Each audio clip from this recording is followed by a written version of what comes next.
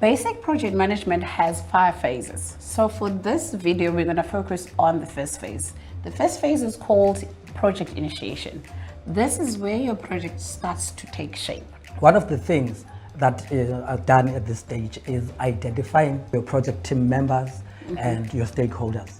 A stakeholder is someone who has an interest in the development or the outcome of the project. Yes, so the stakeholders, team members work together to identify needs and wants, and then the project team will create a plan to accomplish the objectives within the time available or money available. Stakeholders are usually involved in the key gateways of the project, such as the initiation phase and the evaluation. Their main role is to provide feedback and guidance. Yeah, so once all stakeholders have been identified, so together with the team members, they must meet and identify project goals. This can be done in a brainstorming session where all parties involved are encouraged to list the possibilities. So in this meeting, they answer the question, if the sky is the limit, what would they want the project to achieve or do?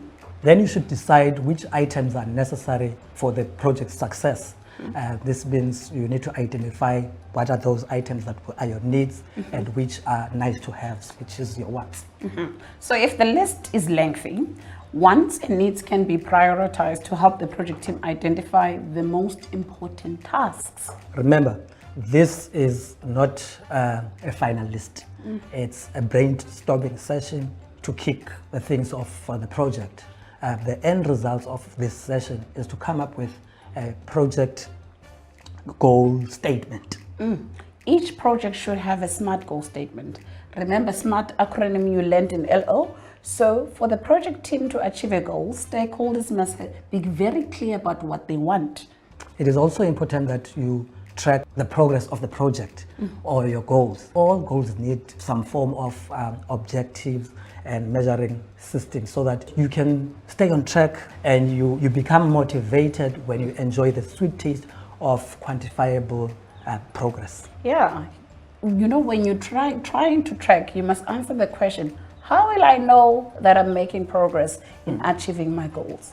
All team members and stakeholders must agree on the goal. If the project is work-related, the project goal must be relevant to that of the business. We've already established that projects need to have a time frame, so there must be a specific start and end date. An example of a SMART goal is by the end of December 2022, we would like to add 2 additional bedrooms in our family home. So once everyone involved in the project has some idea of what the project should do, you begin setting project requirements. Requirements outline exactly what a project must do for it to be considered successful. Yeah, as part of this, you should then be able to create your deliverables. Deliverables basically define what can people expect to hold in their hands once the project is complete. These deliverables will help you set clear expectations at the beginning of your project and maintain a clear idea of what you are going to do. Yes, once you have an idea of who your stakeholders are, what the project will achieve, you will want to put everything in writing so that you don't forget what was discussed. You need to create a document that will detail what the project will do and when it will be done. This project will form part of a binding contract of expectations between all parties involved in your project. As we all know, when you enter projects, everybody involved has different expectations. So what information should we be put in writing, Gogo? Firstly, we need a project team. A project team, it includes all the team members of the project and each person's roles, as well as a list of stakeholders and the sponsors if you need any sponsors. Secondly, you need to have project details, which these include the name of the project and the estimated start and finish dates. It's also important to include the project purpose. So try and keep this as simple and concrete as possible. Answer the question, what is the purpose of the project? The scope. What will the project include?